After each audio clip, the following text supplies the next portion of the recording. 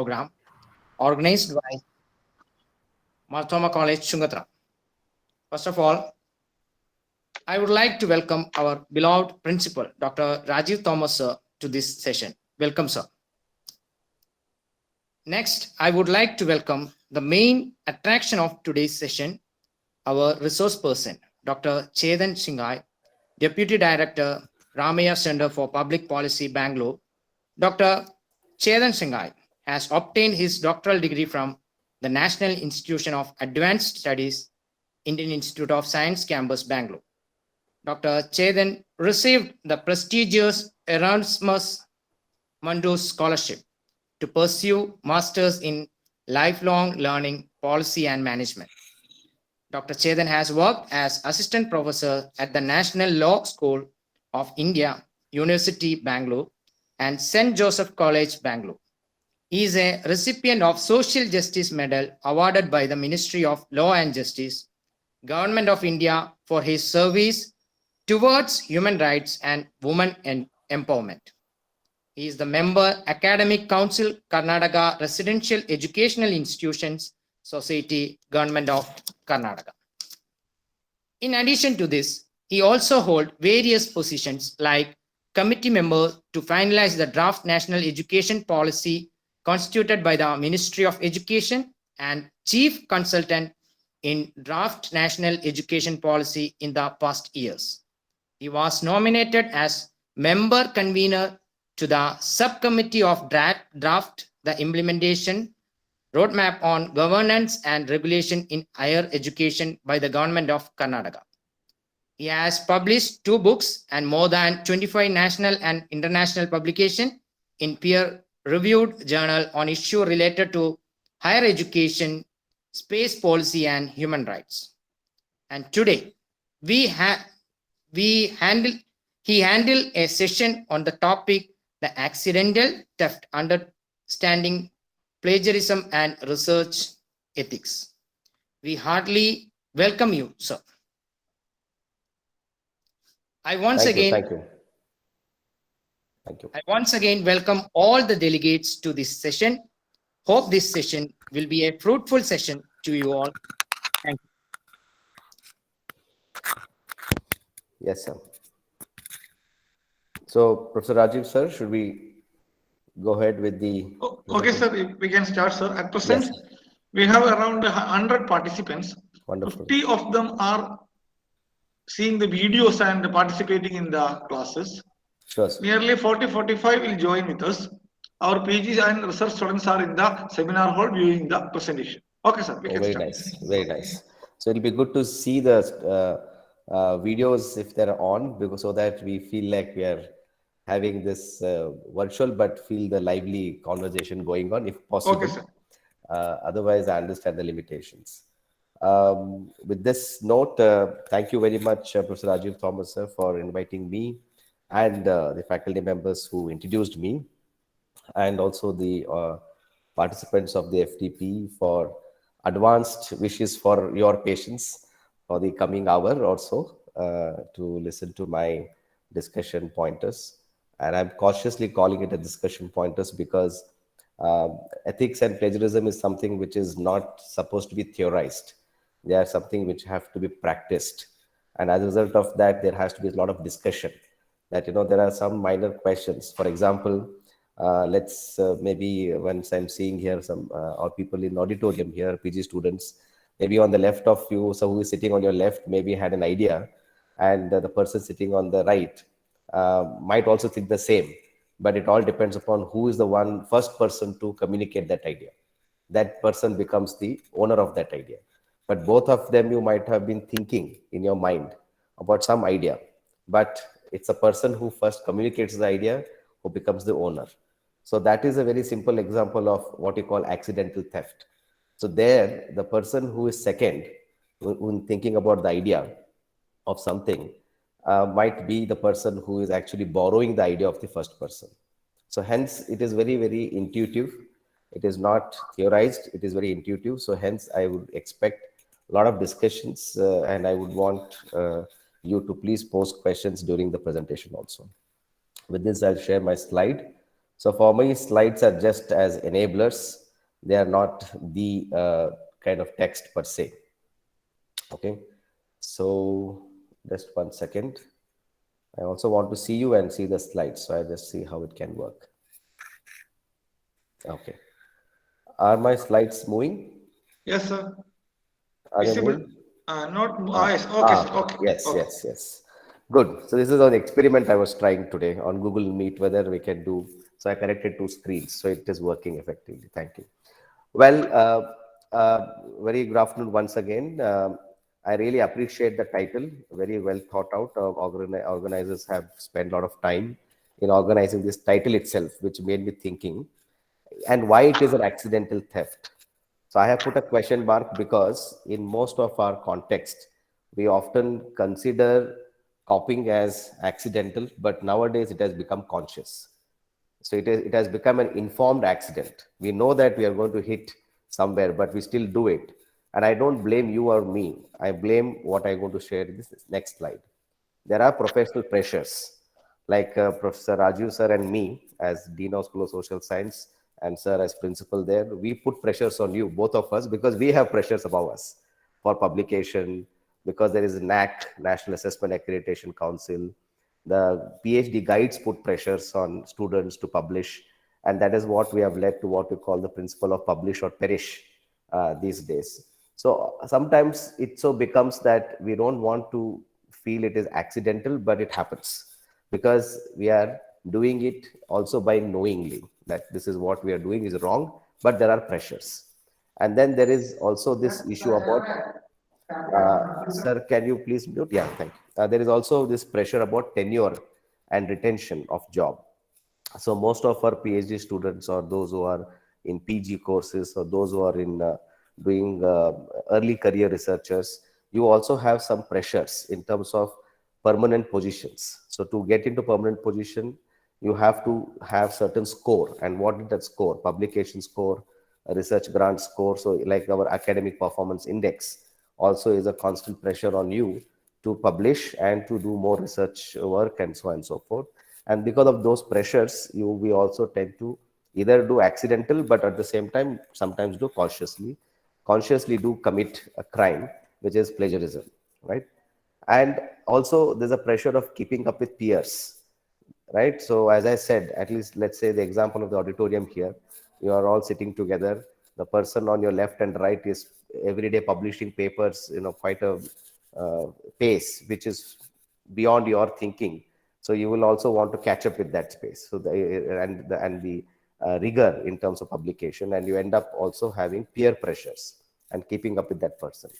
And of course, securing grants is another important area which has become very critical. National Institutional Ranking Framework, NIRF, National Assessment Accreditation Council, for example, these two are constantly telling institutions and the people working in the institution, especially teachers, to pursue more and more research and to showcase how much grant have you generated over an year, especially financial year or academic year, in terms of research grants. And that also becomes a sort of a pressure wherein either you have a very new idea, a very innovative idea, or you simply borrow somebody's idea in terms of drafting a proposal.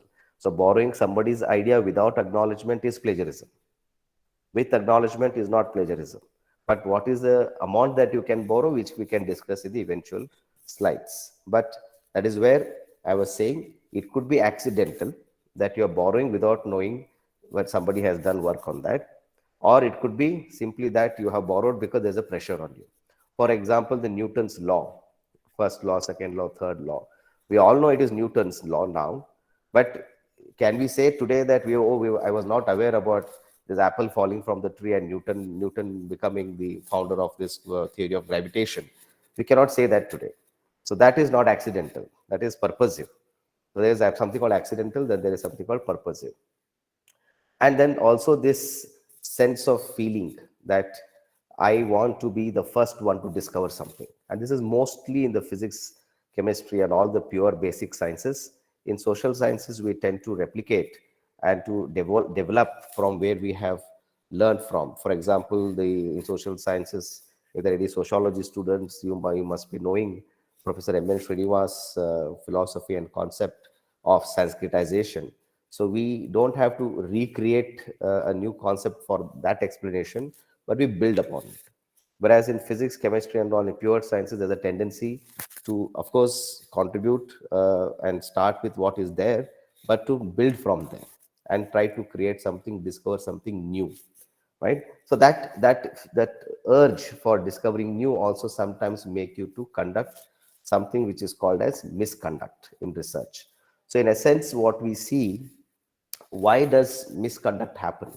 And that is why I appreciate the title of the FDP session, accidental theft. So most of this are actually due to certain external pressures, not because I or you as a researcher would like to commit this misconduct. It is because of such pressures, which are very much true in higher education institutions today, because every year the pressure is building. Even for PG students, you need to write your dissertations, you write your theses, you write your papers. Pressure is going to build and it will continue to build more. And that is why you have to be ready from now on to appreciate this concept called misconduct, wherein either you have a choice to engage in misconduct or you do it by accident. So both are not acceptable. Even if it is by accident, it is not acceptable. Even if it is by choice, definitely it is not acceptable. But you need to be aware that why do you do these things is because of these, primarily is because of these reasons. That is, there are professional pressures, there are publication pressures, tenure tracking in the sense permanent faculty pressure, keeping up with the peers' performance, securing grants, and being the urge of being the first to discover something creates sort of a situation where you end up committing some sort of misconduct. Okay, so that is one part of it. Now let me move to the next one. There is something called scientific misconduct, right? So one is, earlier slide we discussed, why do we engage in misconduct in research, right? So these are those five reasons particularly. But what is the scientific misconduct? Scientific misconduct is often interchangeably used with the term research misconduct. That is what I shared in the previous slide also, the reasons for it. But in definition wise, what is a misconduct in research? A misconduct in research is a violation of the standard codes of scholarly conduct and ethical behavior in professional scientific research. So in other words, to call ourselves as somebody who has committed an offense, there has to be some reference point. And that reference point is the basic rules of the game. What is the basic rules of the game? They are nothing but the standards or standard codes of scholarly conduct and ethical behavior in professional scholarly world of scientific world, right? That is the very important component. For, in other words, if you are driving over speeding on a highway, if you are not wearing a helmet when you're traveling, etc., there are certain rules on which you must be booked, or you must be paying certain fine, or you must be charged for certain sort of an offense. Similarly, in research also, there are certain rules of the game, which is what is one of the rules of the game we are discussing today is plagiarism. And then there is something called falsification and fabrication. So these are the plagiarism, fabrication, and falsification are the three important areas or domains of understanding in terms of valuing what is misconduct, right? Now, in the terms of research misconduct, what is fabrication? So to understand plagiarism, we need to understand what is fabrication and falsification. Otherwise, it becomes very difficult to understand plagiarism and also to understand ethics.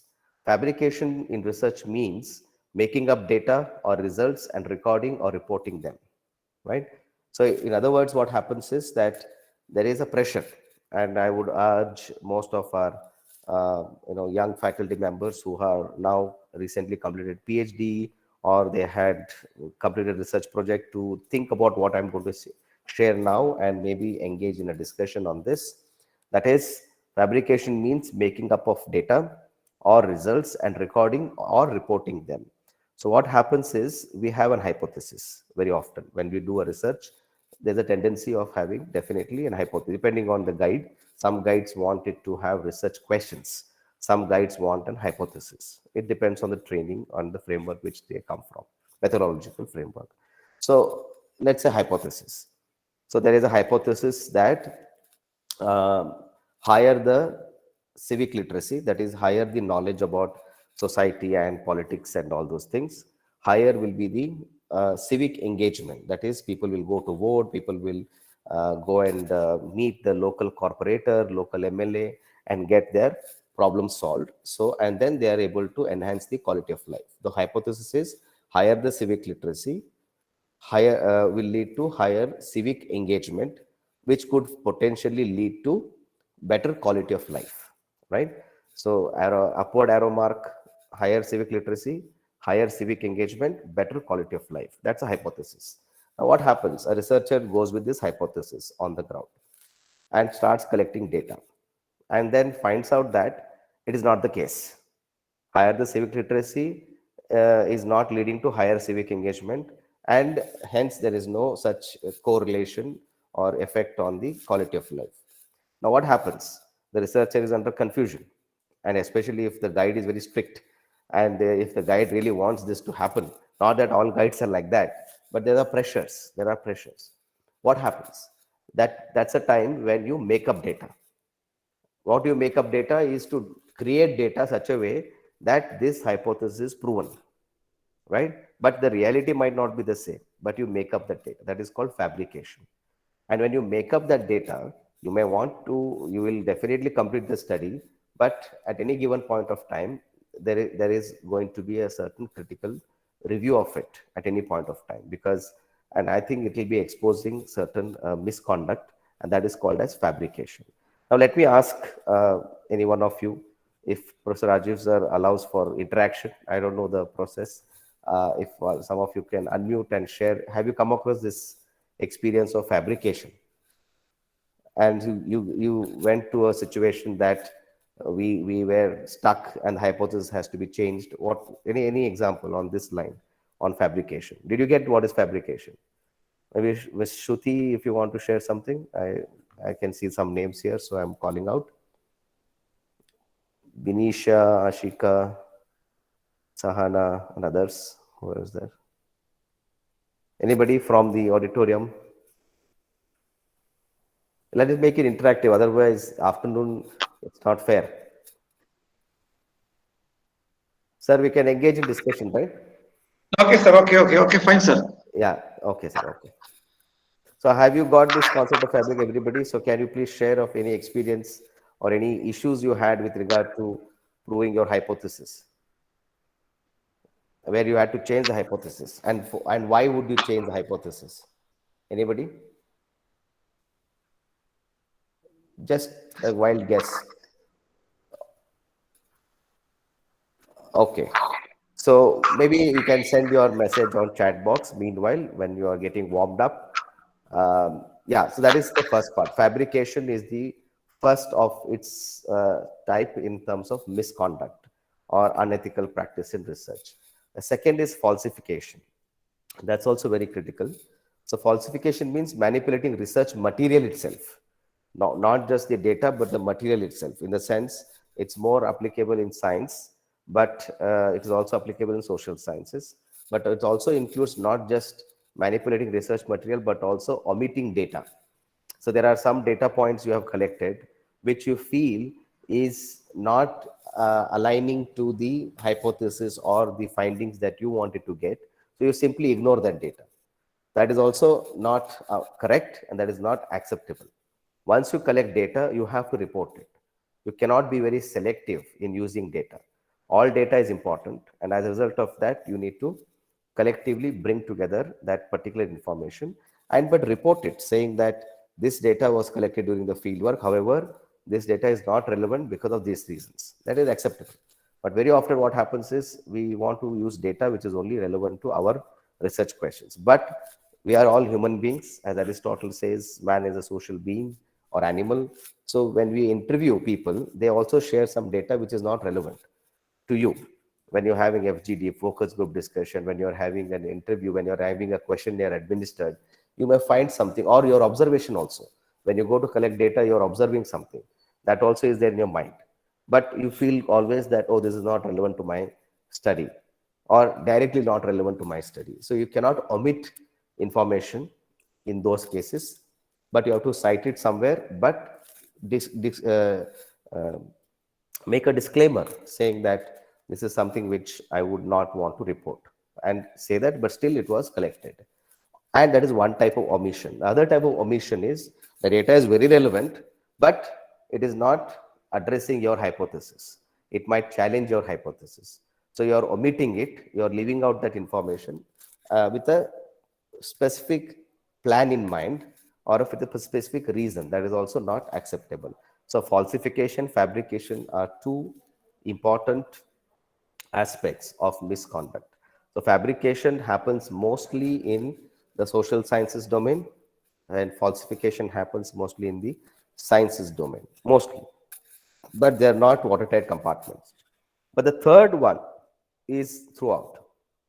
And again, these days it has become very complicated, because these days with the online world, with Google and other sources, it has become very complicated, because each information is now digitally archived, digitally available.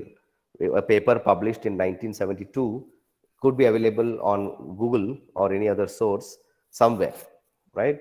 But you will assume that sometimes that, oh, it is very old, who will remember, what will be its source of reference? Can we not copy from there directly and put it in somewhere else? It's not that way today in this 21st century. So that is plagiarism. Plagiarism means the appropriation of another person's idea, processes, results, or words, even words. That is what I am speaking now. Say I just used a sentence called as, in 21st century, with the archival data digitally available, there's high chance of plagiarism. I have used this sentence now. So even if you copy this sentence without acknowledging, that is, if you want to acknowledge Dr. CHETHAN SINGHAI during the webinar or online FDP program held on so and so, mentioned that so and so thing, quote, putting in single quotes or double quote, and then you interpret it, that is acceptable. But the very fact that you are also audibly listening, and that is happening more today because of YouTube channels, which I'll come to that later. But let us understand what is plagiarism. This is an example. So plagiarism means the appropriation of another person's ideas, processes, results, or words without giving appropriate credit. This is a very, very important. So it very clearly states in this example, you don't have to worry about the referencing somebody else. It is not a problem. You please reference, you please read others' information, report others' information, but what is important is appropriate credit, acknowledgement, appropriately.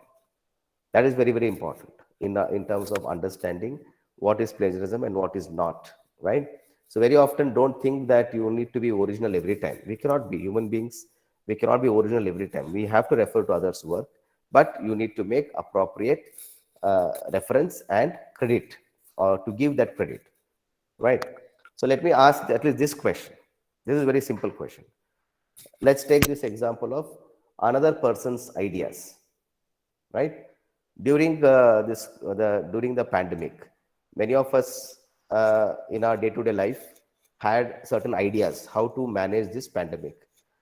Yes or no, that you are sitting at home and you're wondering why the government is doing like this. The government should have done like this. Why did the government do this particular vaccination like this? It should have done. Remember what we call chai pe charcha? At home we talk. Oh, the government should have given it to the children first, vaccination, and then to the adults. But why did it do? Have you ever come across this kind of discussion among yourself? You had some ideas how to manage the COVID-19 pandemic, which you felt the government could have done and they have not done. Anybody? Anybody? This is a general problem. Everybody is facing the pandemic. So did you have any ideas? So general ideas cannot be included in the concept of plagiarism. Is it possible, sir? No, that's what I was trying to take the example, sir. Okay. How do we differentiate between specific idea to general idea. Because there is something called common sense, what we say, and there is something called as the specific sense to building on scientific knowledge. That is what I was trying to differentiate. You're right that general ideas are common to everybody, but how we present it, how do you report it, is something that we need to reflect upon. So here we are talking about another person's ideas with regard to scientific research or research. And that is why one could be, even hypothesis is a scientific idea, because once you develop a hypothesis, it cannot be copied by others. Similarly, processes, the method that you collect data and results, and so on and so forth. Now, research, actually, if you see here in the National Science Foundation, which is now the National Research Foundation of India, the NSF is from US. Similarly, we have something called as the National Research Foundation, which has been promulgated by the National Education Policy 2020, wherein that will be a one-stop solution for enhancing research capacity in the country. The National Research Foundation, similar to NSF, National Science Foundation in the US, defines misconduct on these lines, that is fabrication, falsification, and plagiarism. But also it states that research misconduct does not include honest error or differences of opinion, right? So in other words, you are not doing anything wrong by saying that you don't agree with somebody or somebody's idea, right? It is not your fault. It is your thinking. It's your intuition. It is your commitment to a particular idea, and that is fine. That is acceptable. And honest error, that is after you commit an error, after you have certain sort of a mistake that you have committed, but if you declare it openly and publicly by yourself before anybody could come to know, that is acceptable according to the National Science Foundation. So in essence, in this slide, 3 points you have to be with me on is that first, research misconduct is defined as FFP or PFF, whatever you want to call short forms: fabrication, falsification, and plagiarism. All three are a component of research misconduct, number one. When you talk about ethical and unethical research, almost everything lies around these three dots: fabrication, falsification, and plagiarism. And the third important point is that the definition of plagiarism means that appropriation of another person's ideas, processes, results, or words without giving appropriate credit. Now, when we talk about plagiarism, now let me go deeper into the concept of plagiarism. I think this auditorium video is gone. Maybe there were some setting arrangements. So plagiarism means that, yeah, now we can see. Thank you. Plagiarism could mean many things to many people. But as I said earlier, this is a definition in simple sense that it means the appropriation of another person's ideas, processes, results, or words without giving appropriate credit. So please keep this definition in mind. This is very, very important in future slides. So hence we can all come together on one common understanding. That is, I'll repeat, this is the third time I'm repeating for the sake of clarity, because if it's not clear, then remaining slides will become a challenge. Appropriation meaning considering your own, somebody else's idea as yours, right? Appropriation of another person's ideas, processes that the person has adopted to reach to a particular finding or conclusion, results or words without giving appropriate credit. So plagiarism, this is the word cloud which is available on Google Images. Whenever you get time, you can reflect upon, just to get some thoughts on it. So when you talk about plagiarism, there are issues of piracy. See, the bigger the sort of word size there, means more of this has been reported in various literature in terms of words which are associated with plagiarism, right? Infringement, intellectual issues, trademark related issues, protection related issues, expression, etc. Can you hear me now?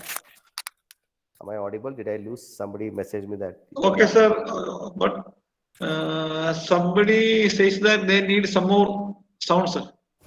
Okay, sir. Okay. Now is it audible, sir? Yes, sir. Yes, sir. Okay. Okay, sir. Okay, sir. Thank you. So, but this is one word I want to bring your focus on, that is creative. Here, the word creative.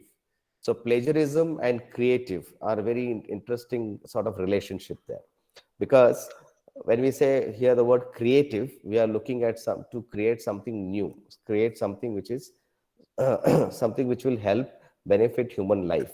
But on the other hand, you might also get exposed to the concept of accidental theft in the interest of creating something new.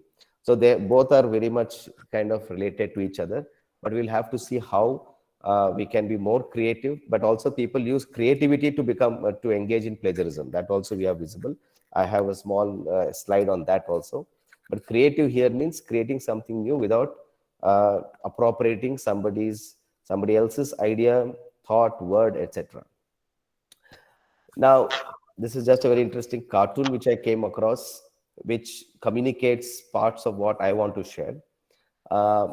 If you see this word itself, copyright, what does it mean, right? So the student is asking to the teacher, and teacher is giving feedback to the student. No, copyright does not mean you are given the right to copy it. So, but whose copyright it is, right? Is it my copyright as an author, or is it copyright of somebody else as a reader? That is where there's a lot of confusion. That is why such engagements are very much required, right? But there is a sort of perception. Sir, you want to say something? Did I? No, sir, no, Okay. sir, carry on. So there is a perception, there is a confusion like this. So that is why sessions like this should open up the Pandora's box on some of these things. Now I'll go layer of plagiarism in more detail. I'll repeat the definition here for the sake of continuity. The simplest way, I'm talking about second point now. The simplest way to detect plagiarism is using computer-aided software such as Turnitin. There is also something called as iAuthenticate software. And these days, there is a software called Grammarly, which also has an inbuilt plagiarism test, but not so effective. But the most important software which most of the institution uses called Turnitin. Turnitin. Okay. I'll tell you very interesting stories about Turnitin later on. But Turnitin is actually a software which was meant for undergraduate and postgraduate students and is used in Europe and US, but in India it has almost become very popular now. Every institution has.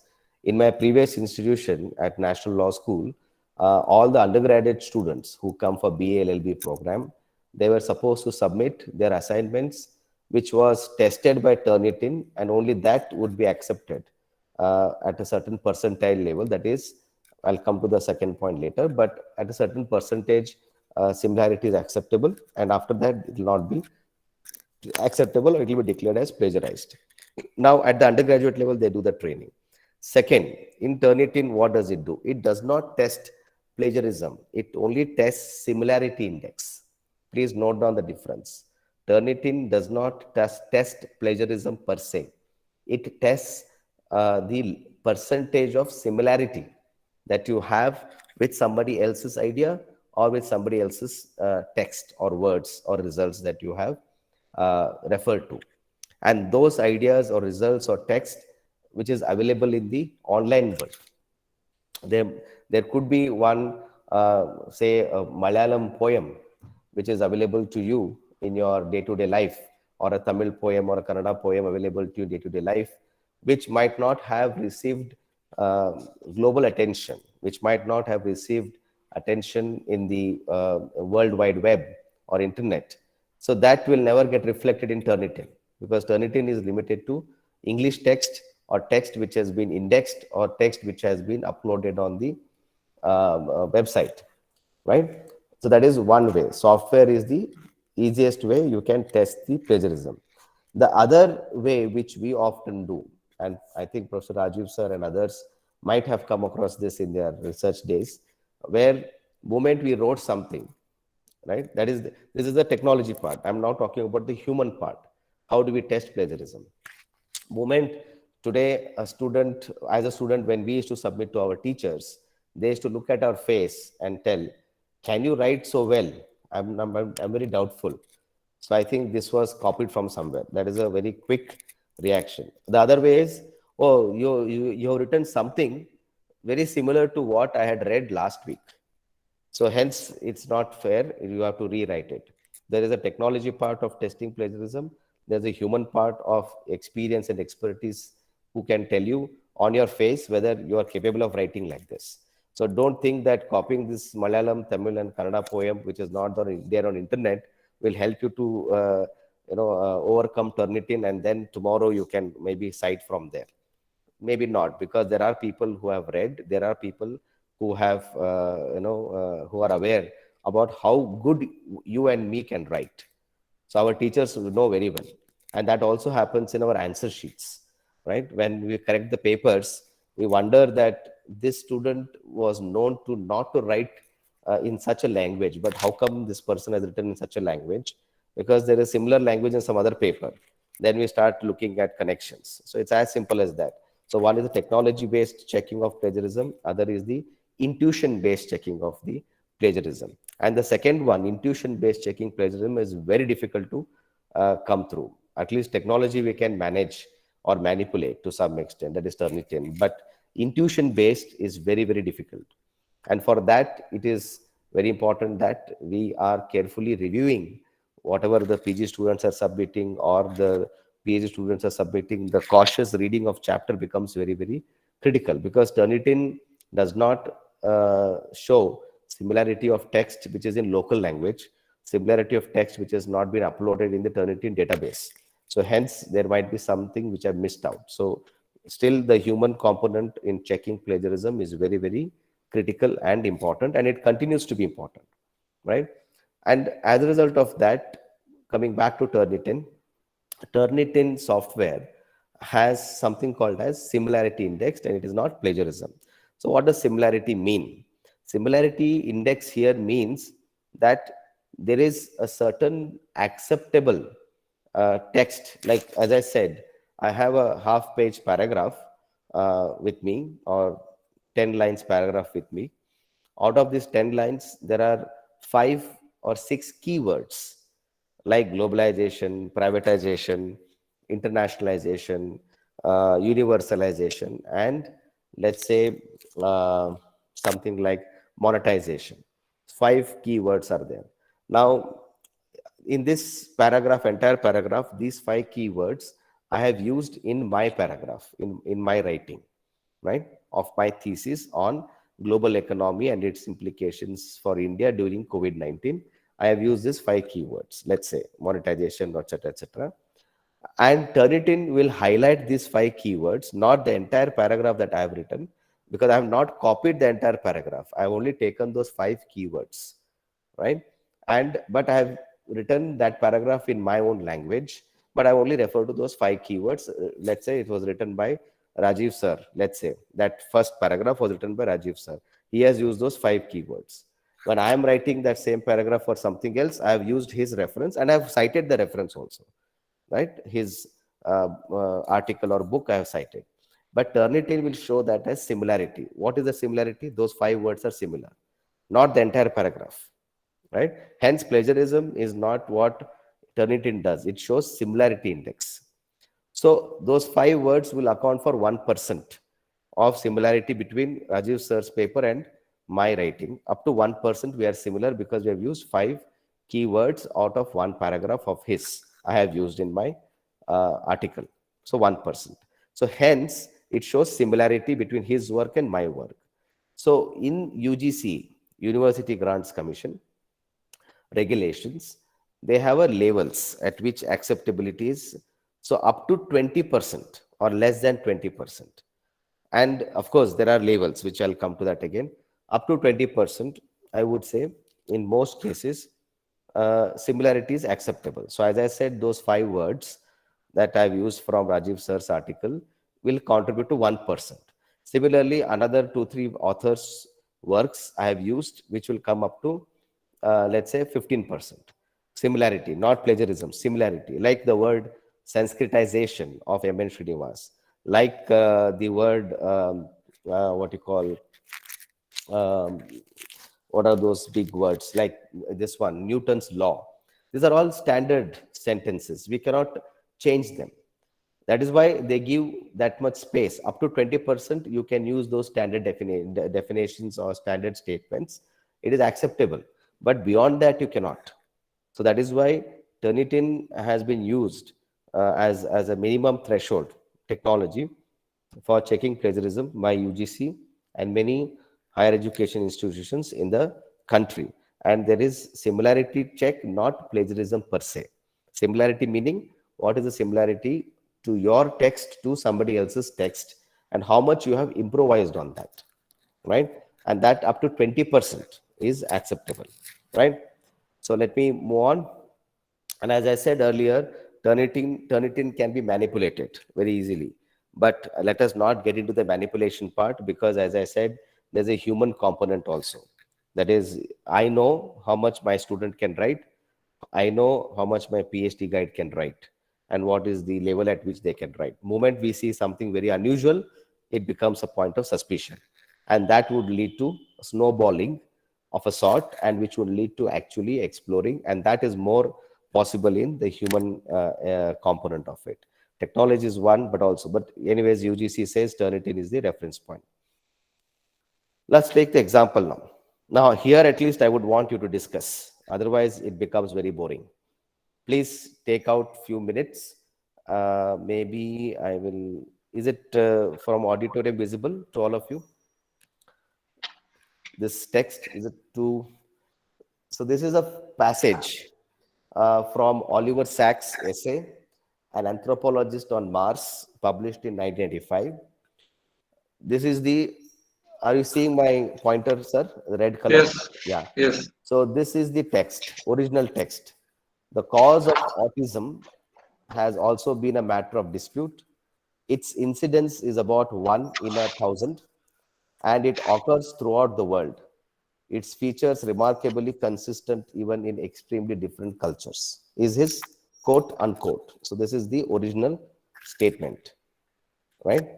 So students in auditorium, are you able to see the text?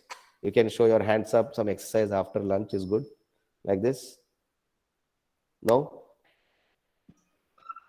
Can you hear me? Am I audible?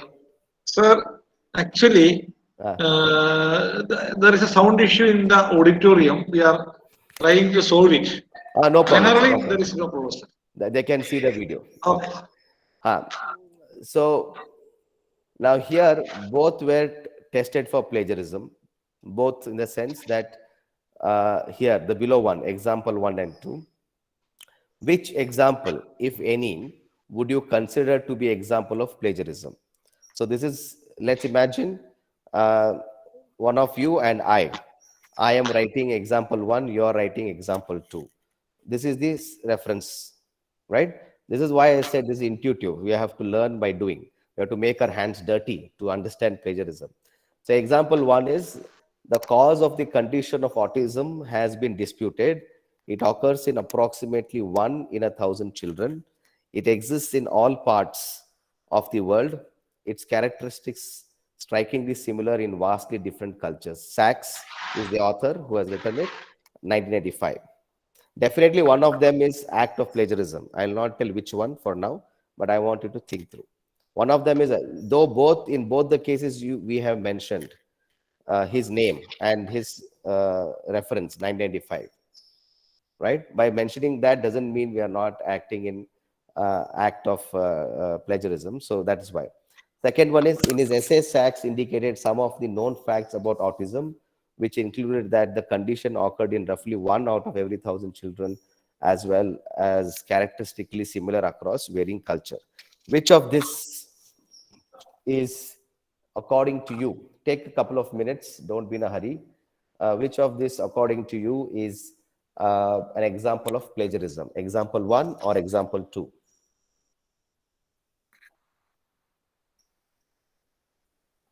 Anybody want to?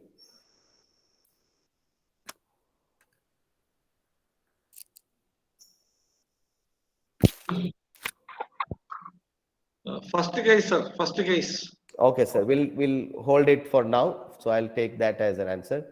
Okay. Anybody else who would like to share?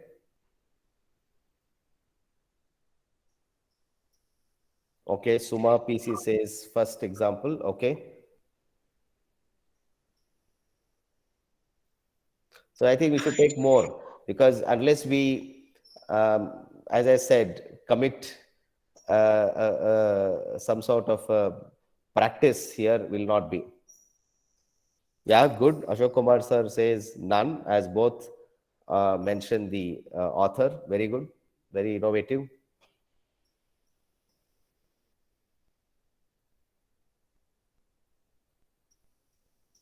Okay. Only 3 responses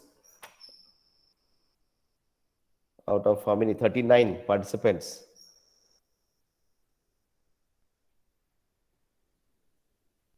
Maybe 2 more, please. Somebody.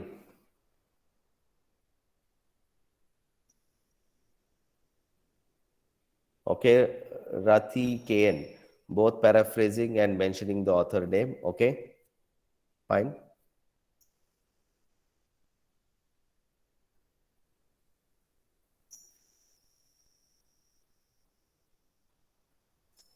Last, anybody?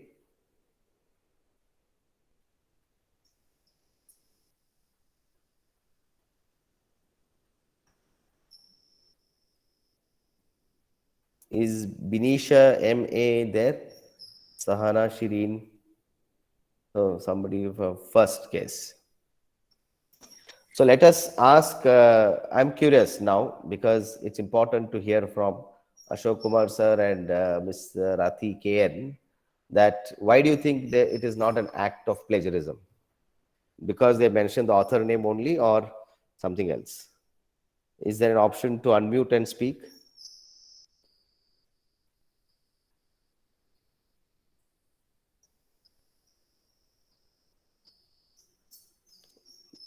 Mr. Ashok Kumar?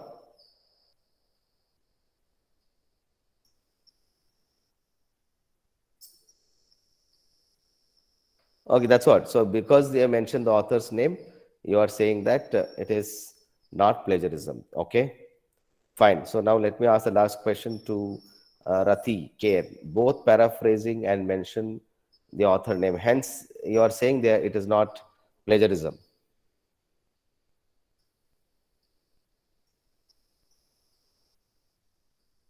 No?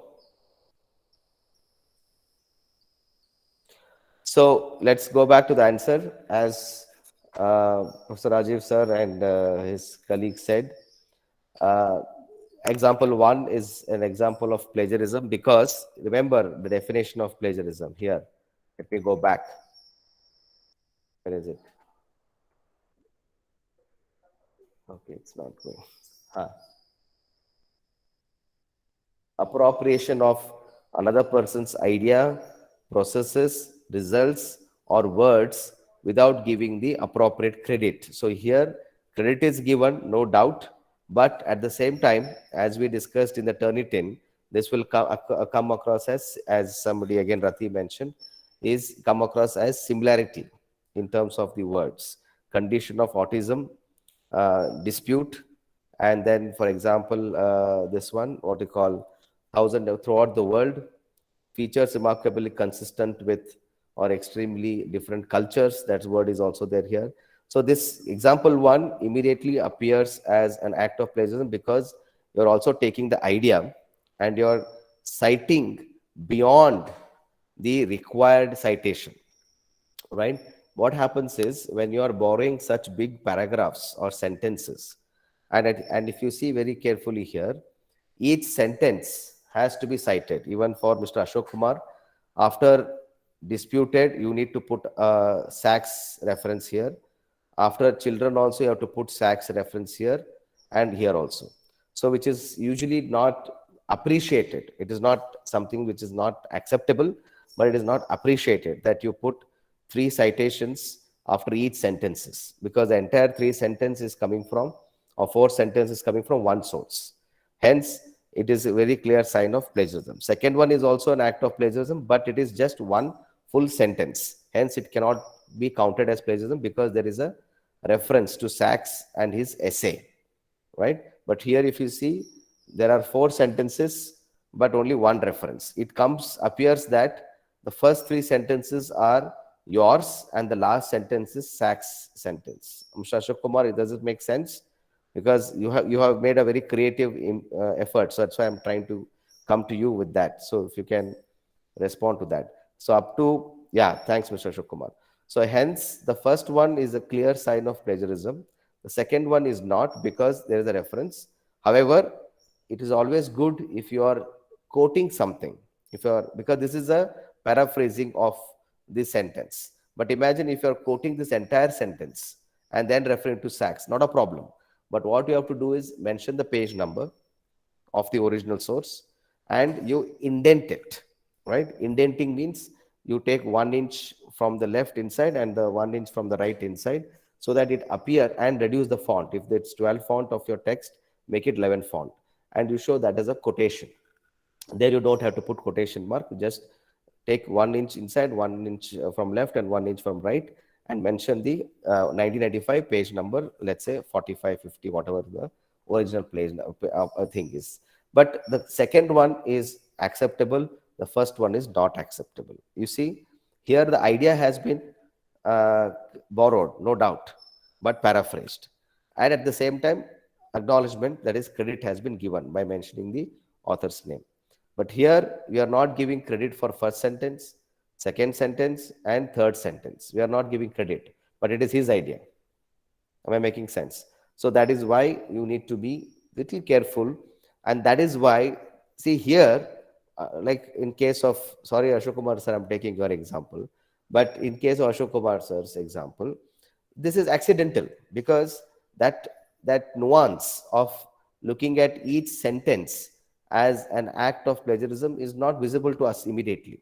Very often, as I said, we tend to miss out on these small details because of the way we are being trained or engaged. So it is not our problem, it happens. So hence, this kind of discussions should open up to some of these aspects, right? So here we have to be very, very careful, and this will be considered as an act of plagiarism. And this is why in the West, they try to always write less and communicate more. But for us, we believe in writing more and communicate something which is supposed to be communicated. So writing less is very difficult. Writing more is easy, right? There's another issue which happens. Now, very often, there is a perception that if you add, and please tell me whether I'm right or wrong, right?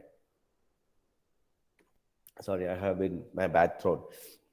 Very often we have a perception, and that perception is the more citations we have, there are two types of perceptions I'm trying to share, and you might belong to one of them or both of them. The more and more references we make, we feel that our work is not original, right? And your guide or your reviewer or somebody will feel that what is that you have written? You have only borrowed from others and you have cited their name. That is one perception. The other perception is more and more citation means, oh, this person has done great work because they have referred so many books and articles, and hence it is a very useful work. Both are also myth. They are not true. It doesn't, wherever it is needed, you do more citations. Wherever there is not needed, you don't do much citations. But the idea is that if you do more citations, you are actually outsourcing your responsibility to the person whom you are citing, right? Otherwise, it becomes very, very self-ownership or self-directed approach, right? Why do we cite? Because one, to show it is not my idea, but that idea is useful for extending my idea. That's why I cite. Second, if there is something wrong in what is my writing, but if I put a citation, I don't take the responsibility. I'm citing the person because I feel that is the original text. That's it. So you are outsourcing responsibility. So there are many ways of why we should, reasons for why you should be citing, but at the same time, there are many reasons for why you should be avoiding too much citation also. But in this case, you could have had 3 citations by Sachs with the same year, but you could also do it like this, where you paraphrase it and just put 1 citation here. But this, having 3 citations, would be a challenge, and it could lead to a lot of issues with regard to review. But hence, hence we avoid doing that, and hence we become part of this accidental theft, right? No intentions, but it happens. Second one is a better way of writing, because there is very limited scope for plagiarism, because it's one full sentence and the reference has been given and mentioned here. And you can make it much better, as I said, by indenting it. 1 inch inside of the A4 size text, another inch from the right and left, indented, saying that this is the original text, which I would use this one. That is the cause, this one. Yeah, this one. This if I use as it is, I will indent it and I will refer the page number and the year and use it also as it is, as Sachs has communicated. Are you there with me until now? If yes, we'll go to the next one. So what has been the University Grants Commission's approach towards curbing plagiarism? So by now we need to agree what is plagiarism. By now we should agree how do we overcome this accidental theft or plagiarism, which happens sometimes by choice, sometimes by accident, or sometimes by force, right? And third, that what is this small or a critical nuance between what is similarity and what is index, similarity index, and what is plagiarism. And fourth, the example of 1 and 2 of how do we paraphrase a text and how do we make sure that it is not resulting in act of plagiarism, especially the way we wrote the example 2 of the text which this particular scholar or author, that is the Sachs reference that we made, was making. If we are there with all this background, and if you're still with me on that, then we should explore how and in what way our higher education regulator, where we submit our thesis, where we submit our research papers, where we are getting our academic performance index being reviewed, where we are responding to their needs, and so on and so forth. That is the University Grants Commission. So how does UGC plan to curb plagiarism? First is you should ask why they want to curb plagiarism, because it would lead to sort of a criminal offense.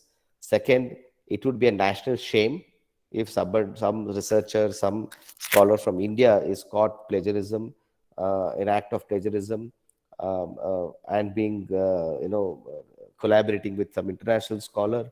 It doesn't look nice to the image of the country.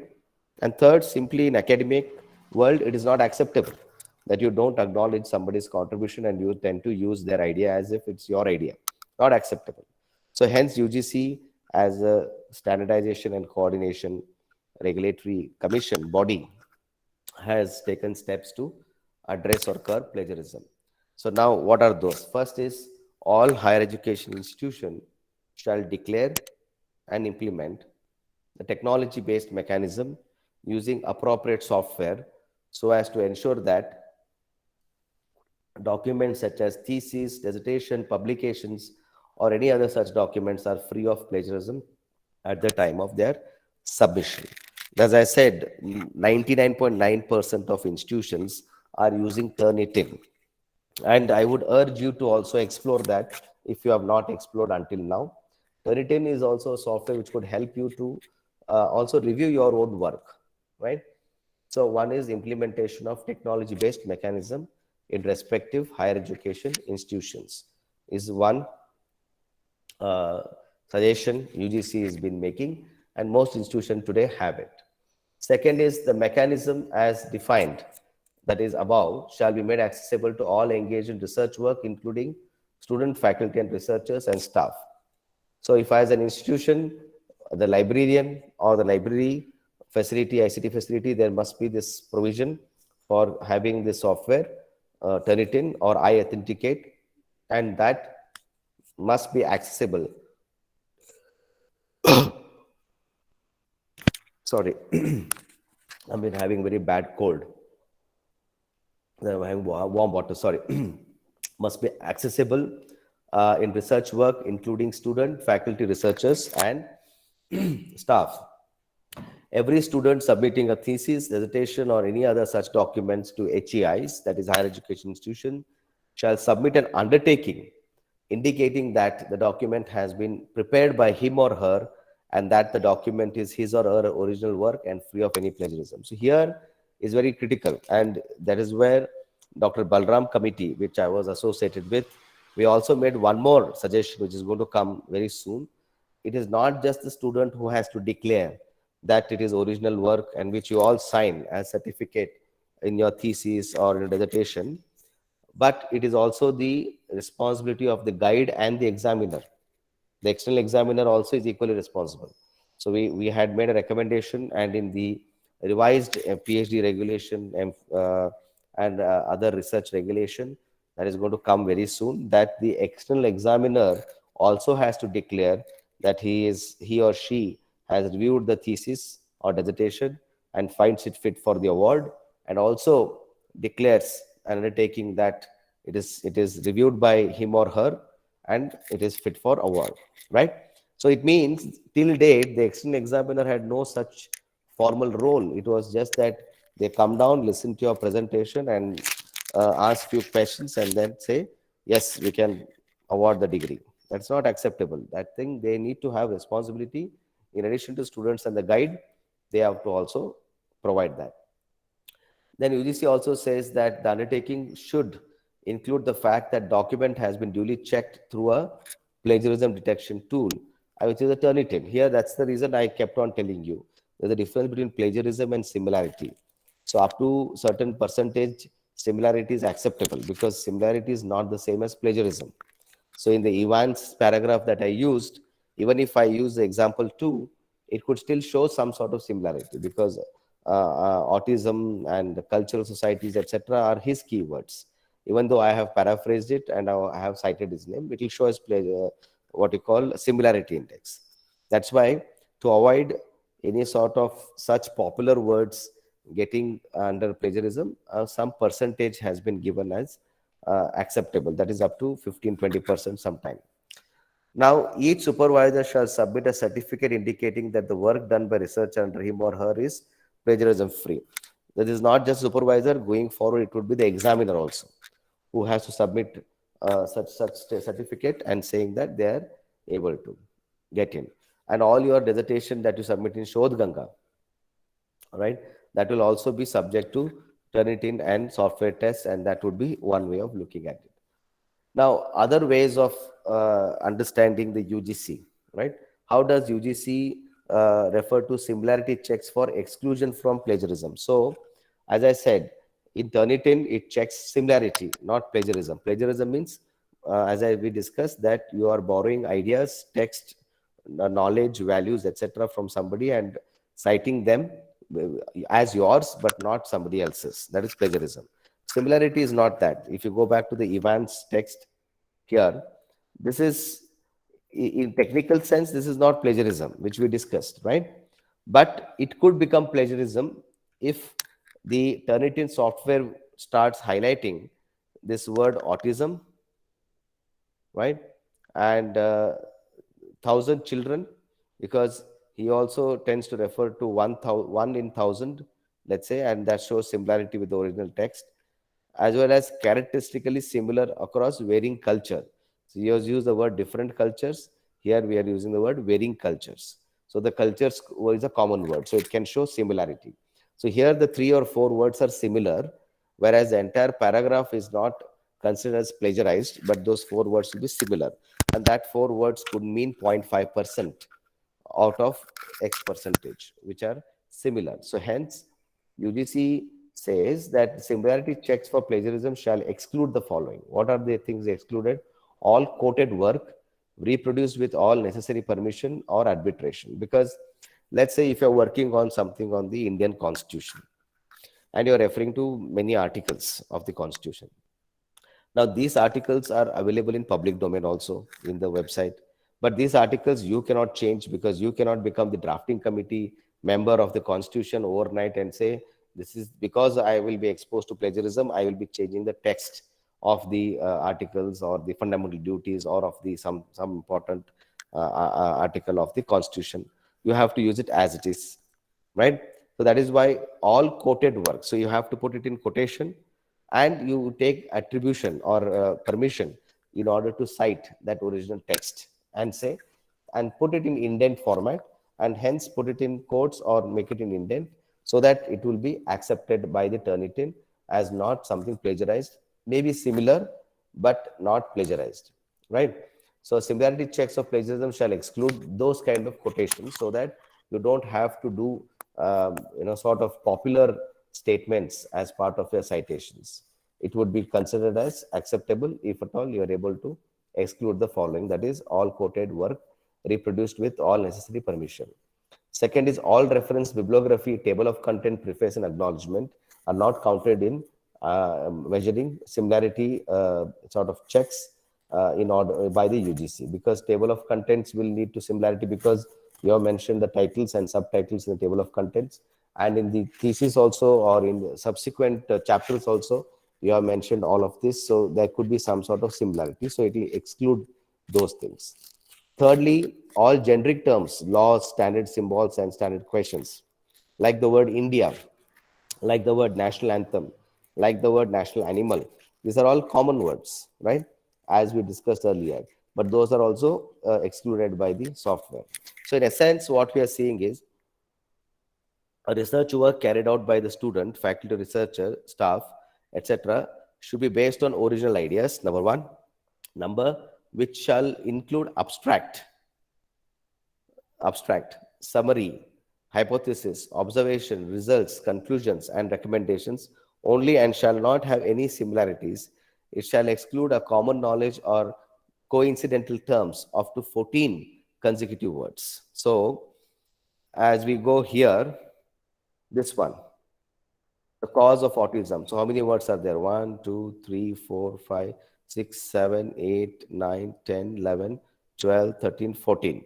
So up to here, incidence is, I can use it with single quotes up to 14 consecutive words, right? Which is now considered to be a common knowledge or coincidental terms. We can consider that. So up to 14. So plagiarism and similarity are two different things. But however, UGC has integrated now them, similarity and plagiarism, and similarity checks for plagiarism has been asked to exclude, the software is going to exclude things which are all quoted work reproduced with all necessary permission. Since there's a permission, there's no need to consider them. Second is all reference or bibliography, table of content, preface, or acknowledgements will be not put in Turnitin software in order to get your certificate, to show that you have not plagiarized, because that is where most of the words get common, and hence the similarity index will be very high. And all generic terms, laws, etc. As I said, constitution is a law, which is a very most discussed or heard, etc.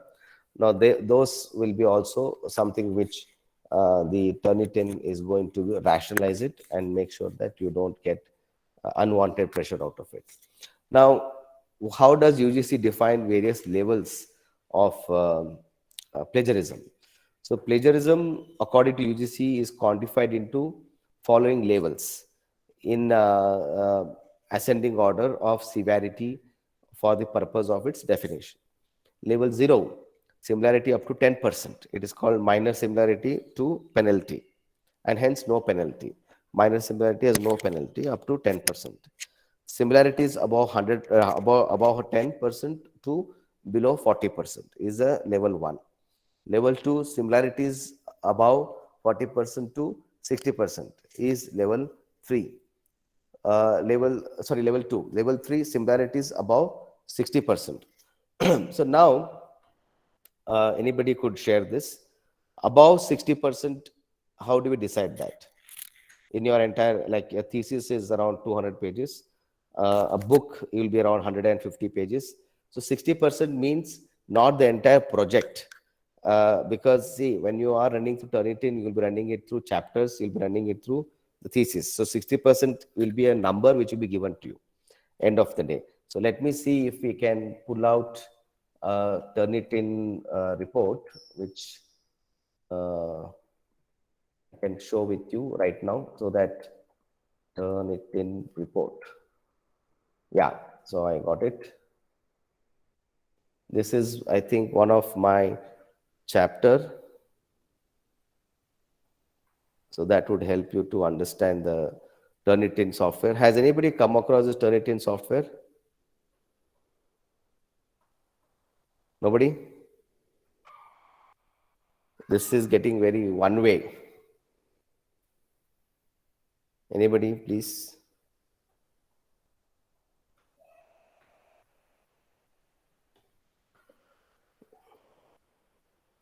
Turnitin software. Okay.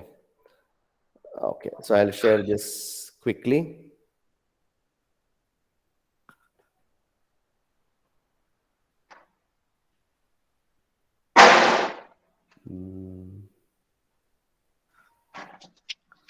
Sorry, one second. I'm trying to find.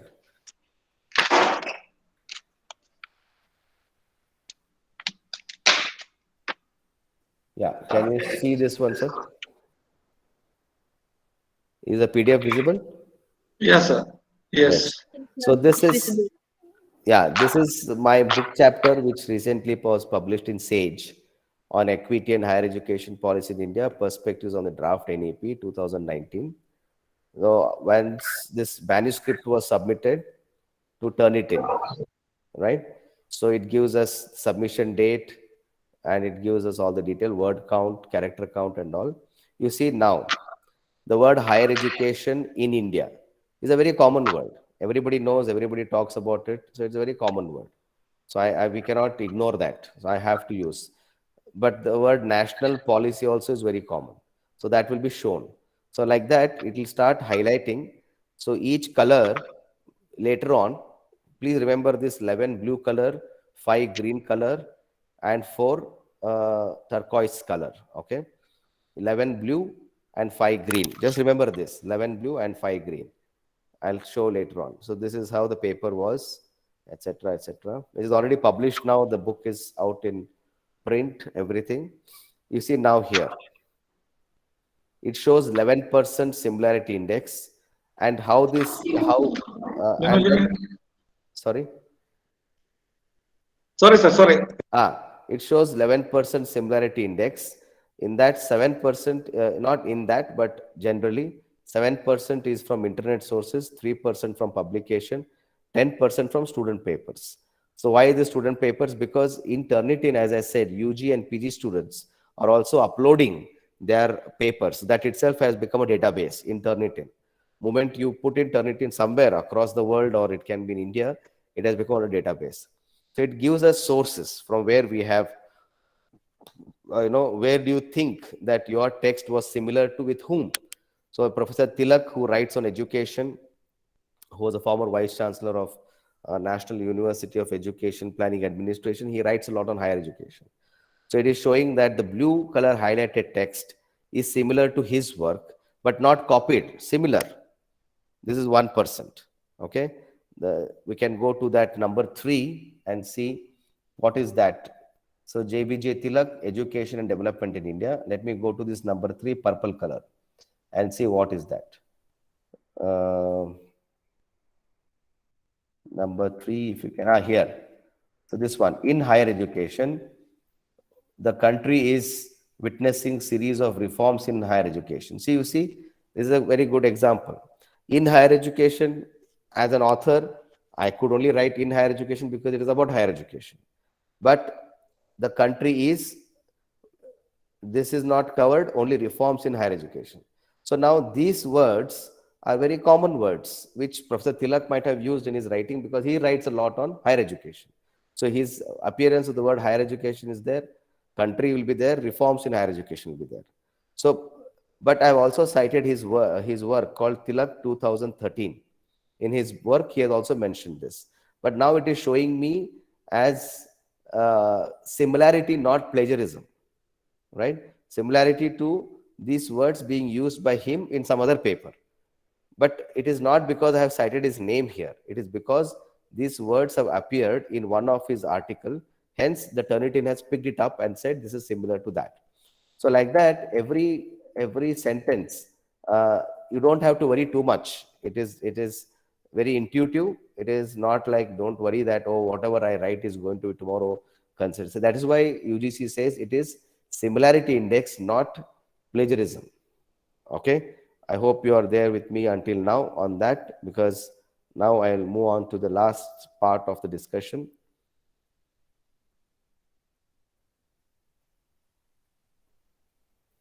So if you have understood what is similarity index, very briefly, it is, I think you are there with me on that until now. So now UGC says that similarity index, there will be no penalty if it is up to 10%. So mine was 11%. The editor said up to 15% they'll accept, because the author, the topic itself is so generic that the words were very much popular words. So up to 11% have accepted.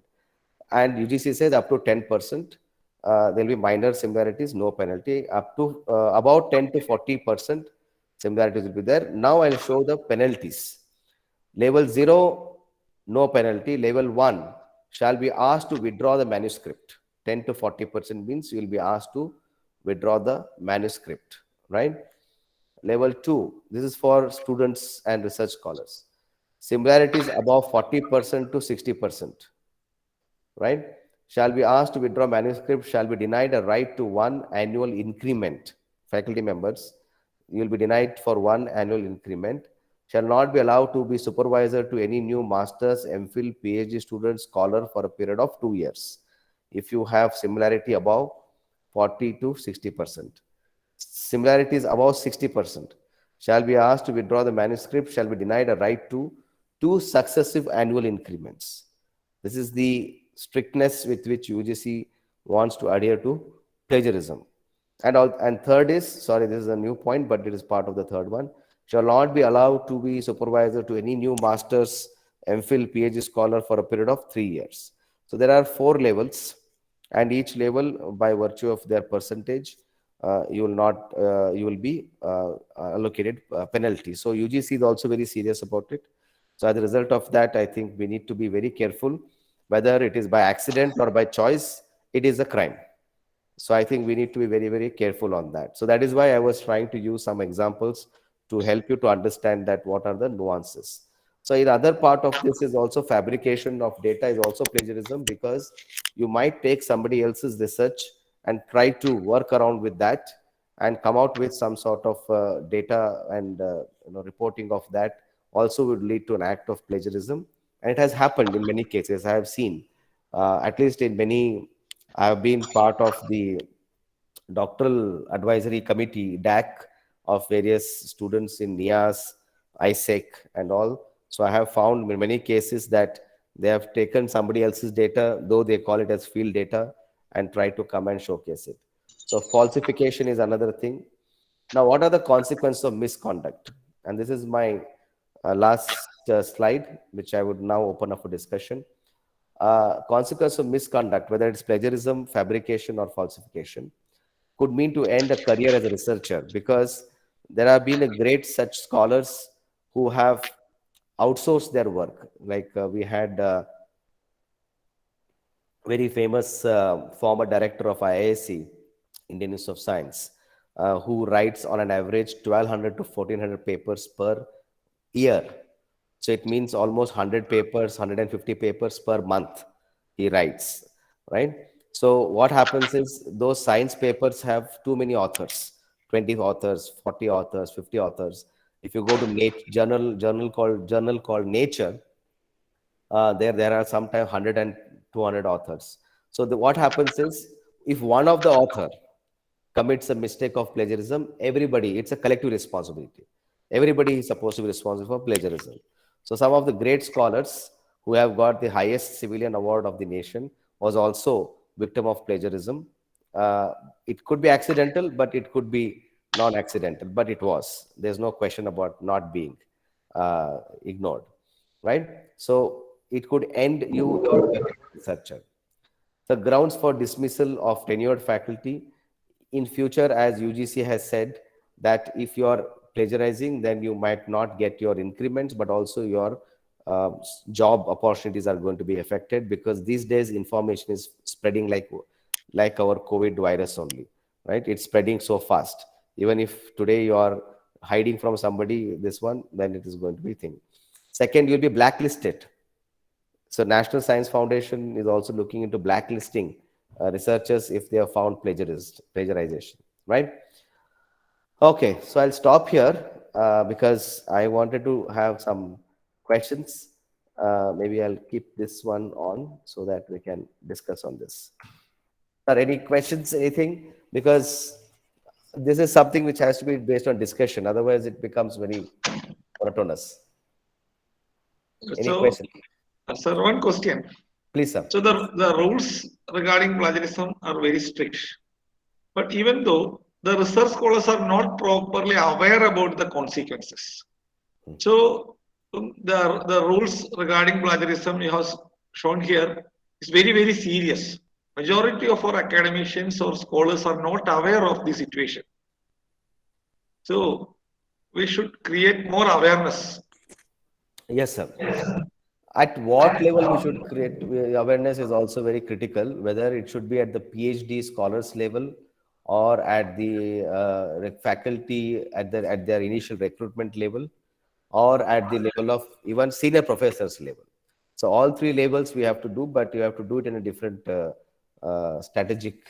different strategies have to be applied, because I strongly believe this UGC, HRDC centers and the administrative training institutions, staff colleges, ACS, are also very important agencies who can engage in some sort of awareness programs like this, because somehow plagiarism has not been our priority in terms of our day-to-day research practice. It has become mostly to do with let us see in the end and come out with whatever percentage will come out, and then we'll tweak it. I have seen many instances. So what happens is, to give an example, they will write the draft. They will, before submitting to the guide or to the publisher, etc., the author, the author of the draft will submit it to Turnitin and check. It will show 40%. Then they will start making adjustments also, so that it can come down to whatever 8-9%. That is also not ethical practice, because you have to write from day one as if it is written in its original form to the extent possible. That's where you avoid accidents. Otherwise, we'll expose ourselves to accidents. When we see the board, there's a sharp curve prone for accident. We should not overspeed. That is what we are being told during our driving license, right? So here, I think it's important that, as you said, awareness has to be created. And interestingly, there is a website, as you all know, www.scopus.com, right, which has now become our source of NAC accreditation, and NIRF ranking. Scopus has become our source. There, I did recently, 4 or 5 months ago, we were doing some bibliometric analysis. So I just put the word plagiarism and to see, and it shows, the Scopus database shows the profile, how many papers are published on plagiarism, who is the author, what discipline they come from, which country they come from. Literature on plagiarism from India is the minimal. Highest is coming from Vietnam, China, South Korea, USA, and UK. So there is already a lot of, so that also is an indication of awareness. How many papers are coming on plagiarism, how to overcome plagiarism, how to understand plagiarism is the least in Indian, even ethics in research also. Because now UGC has made this research in publication ethics as now mandatory, there is some thinking around. But the problem is that is also not happening in the way it was supposed, because this was an outcome of our committee, Dr. P. Balram committee, which I was member secretary. It was an outcome of this. That is that we need to make this as a compulsory thing, because they need to expose. Second is to make sure, as I mentioned, the external examiner of all PhD theses, their name must appear on the thesis, so that they become accountable for it. And till date, nobody knows who is the external examiner apart from that day, or maybe the previous day, that's it. After that, nobody knows. So that is, for example, these are checkpoints that are happening, sir. An awareness program like this, FDPs, and maybe we could have exhibitions, poster competitions on plagiarism, could be a very important ways of creating awareness and so on and so forth. Yeah. And I would urge all the scholars here to please create your ORCID ID, ORCID IDs, and ResearchGate accounts, so that you can actually start creating dialogue with international scholars and local scholars on plagiarism. In ResearchGate there is a component called as asking questions, very simple questions. You can ask yourself in that box that I was writing this for example, this one for example, the Sachs two sentences, and you put it on ResearchGate and ask for the scholars to respond, is this plagiarism? You will get responses in hundreds and thousands. Yes sir, there's a need for awareness, definitely. Anybody else who have any questions on plagiarism? So another issue, the premier institutions, they implement this in UG as well as PG projects. But in the case of arts and science colleges or ordinary institutions, we are not in a position to enforce it. Even the PG students are not at all following the ethics or plagiarism rules, and they are copying the project. And that is the practice, makes them to follow the system. Yes, sir. I'm very happy that you are one of those few leaders who are honest about it. Otherwise, everybody says that it is happening. We are all doing well. But you're right. These are the practical challenges on the ground, wherein institutionally, sometimes it's a challenge because of excess teaching load. And for the teachers, it's not that faculty members don't want to do that, but there's too much of teaching load because of various reasons. And also majorly the credits, number of credits that a student has to be delivered, and so on and so forth. But at the same time, these days, these plagiarism tools are also available free of cost. So maybe at the student level, I'm sure as an institution, I was so impressed with your institution's accreditation and activities. I was going through their website. And of course, Professor Sabu also told a lot about your institution. And all my friends in Kerala, whenever I used to tell them that I'll be meeting students of the college on 14th, they were also very happy. This is a very good college, including Professor Ilyas from Central University of Kerala. So we were just met recently in Mysore, so we're talking. So very, very happy with your achievements. Now, with the same spirit at a student level, if you could have, I'm sure given all these achievements, you have something called mentor-mentee program. Yes, sir. Right? So let that mentor at the mentees level start doing some small activities on those lines. That is, there is academia.edu, which is there, and Grammarly, which is also freely available up to a certain point, because you can't get all the features. But maybe as a pilot project, if you can invest $20 for a couple of months, which would be what, 14,000, 15,000, and to see whether we can have a small group of committed postgraduate students with couple of faculty members mentoring them, and slowly it will become a norm, sir. And if you ask InflipNet, they will be very happy to share with you Ubuntu, not Ubuntu, what is it called as? There is a Indian plagiarism, it just slipped my mind. It's I authenticate, Turnitin. I'll share that by email with you. Okay. There is an Indian version which InflipNet also allows. You can, sorry, Rati? Urkul. Yes, Urkul, correct. So you can ask for that as a free access to you from InflipNet and see whether you can avail it. So that could be also one way of starting the process. So I would say the mentor-mentees program is a good starting point, but it cannot happen across all students immediately. It takes time, because even in National Law School, it took some time, because there has to be very close monitoring, because Turnitin can also be misused. Okay. Sir, I think in the PhD case, in the coursework, we can include this in detail and Yes, to have sir.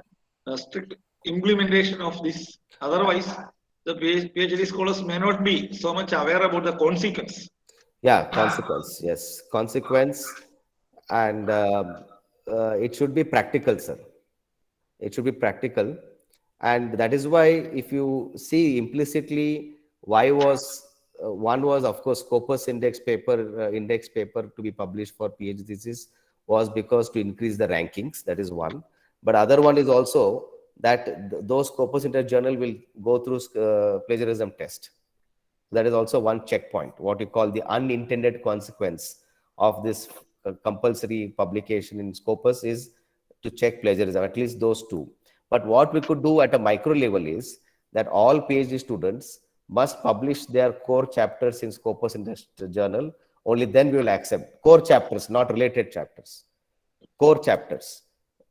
Because in Europe it happens.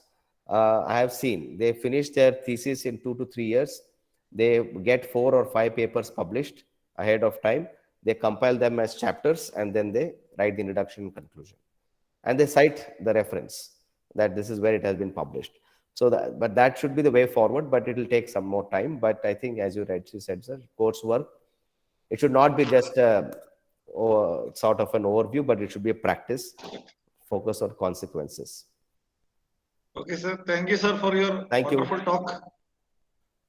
Pleasure, sir. Thank you. Rogane? Any questions, anybody? Thank you. Thank you. Now it's time for interaction. If you have any doubts or queries, you please unmute microphone and ask, or you post in the chat box. So is this college in the Thiruvalla? No, sir. We are in Calicut, nearby Calicut. Calicut only, yes. Okay, I get confused with the name, location. But yeah, I am very, very happy and very impressed with the work, sir, really. Not because I'm not telling because I'm talking to you, but it is true also. Okay. Yes, very nice. Vote of thanks, Rogane. Vote of thanks,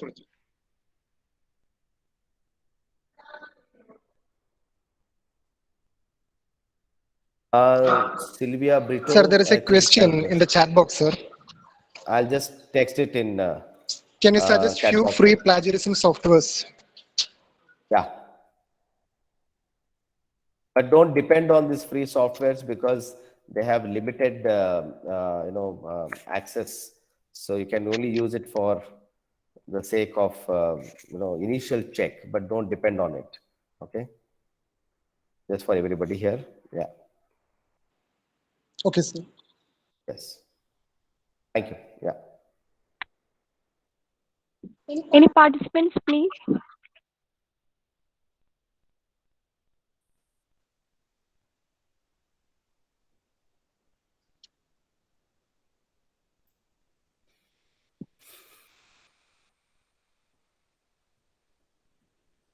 Okay. I hope there is no doubts and queries from participants. Okay. Thank you, madam. Thank you, sir, for your enlightening session on plagiarism and research ethics. It was a fruitful and informative session. You included all the relevant topics on plagiarism, which would definitely help all those who want to take a research. Once again, thank you, sir, for your explanatory session. Thank you, madam. Thank you so much. So, it's almost time for us to wind up the session. So, let's invite Ms. Sunita Yu, Assistant Professor, Department of Commerce, Government College, Nilambur, and also she is our former faculty, for delivering vote of thanks. Ma'am, please.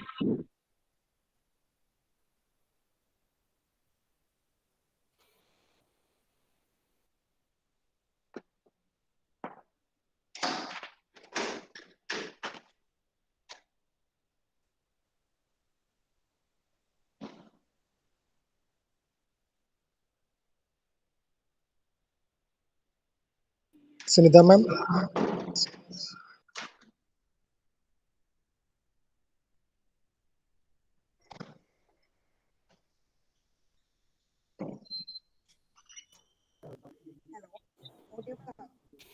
Am I audible?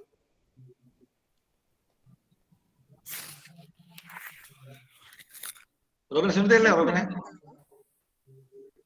Rogane, Sunita illa? Sir, join Chidun.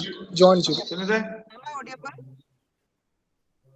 Yes, ma'am. Parnolu. Okay, thank you. Good afternoon to all. Respected Principal, Dr. Rajiv Thomas. Similarity, കുറച്ചുകൂടി ഉറക്കെ പറയണം. കുറച്ചുകൂടി ഉറക്കെ. Similarity, Okay, some sir. more Okay, loudly. sir. Okay, sir. Okay, sir. I think there are some network issues here, sir. Okay, okay. Okay, sir. Respected Principal, Dr. Rajiv Thomas, sir. Most distinguished resource person of the session, Dr. CHETHAN SINGHAI.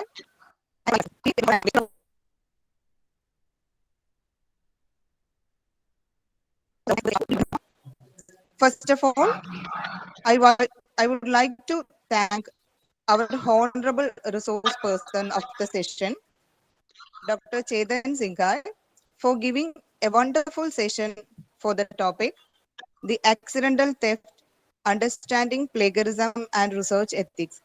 Sir has explained the various aspects of plagiarism, the levels of plagiarism, and also the steps for curbing the plagiarism and its penalties. And sir also explained the software of Turnitin. Sir, it was a very informative and useful session for all. Thank you, sir. Thank you very much. I would like to thank our beloved principal, Dr. Rajiv Thomas, sir, for being with us for this session.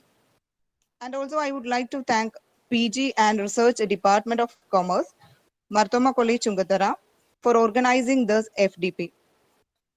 And I extend my sincere thanks to all the research scholars, faculty members, and all other participants for their active participation. Once again, thank you all. Thank you very much. Thank you, Thank Chen, you. sir. Thank you, sir. Thank you, madam. Actually, you belongs to which part of India, sir? We belongs to Karnataka. Yes, yes, sir. North of Karnataka, near Okay. Belagavi. Belagavi, okay. Yes. Now settled in Bangalore. Yes, yes, yes. I was born and brought up here, but yes, I. Okay, sir. Whenever we come to Bangalore, I will contact you. Definitely, sir. Definitely. I am very fond of coming that side. In fact, CUK has been calling me, but because of the pandemic, I've been postponing it. Okay. I've been working very closely with. Okay, sir. We will meet you together with the Sabu sir. Yes, sir. Very nicely. Thank you Okay, so sir. much. Thank you. Thank you, sir. Thank you. Thank you, sir. Thank Okay, you all. thank you for your valuable talk. Thank you very much, sir. Thank you. Thank you. Thank you.